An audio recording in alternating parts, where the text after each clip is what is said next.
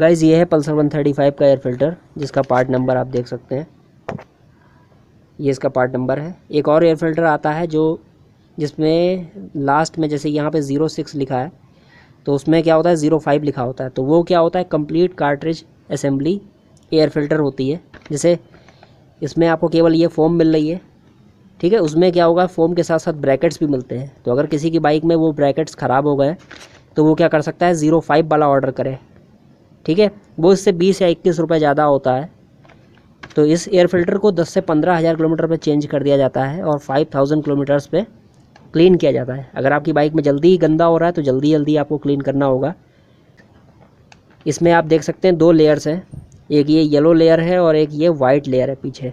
तो जो white layer है वो हमेशा इंजन की तरफ रखेंगे और ये जो येलो वाली है ये पीछे की तरफ रखनी है आपको, ठीक है।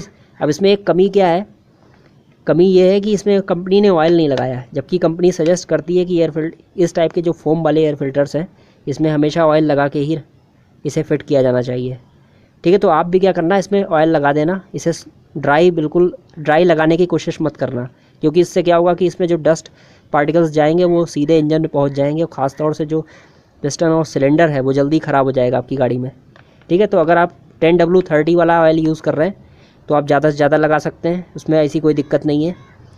लेकिन अगर आप 20W50 यूज़ कर रहे हैं तो आपको क्या करना है, कम लगाना है ऑयल। मतलब आप ऑयल लगाइए, उसके बाद जो एक्सेस ऑयल है उसको निचोड़ लेना है।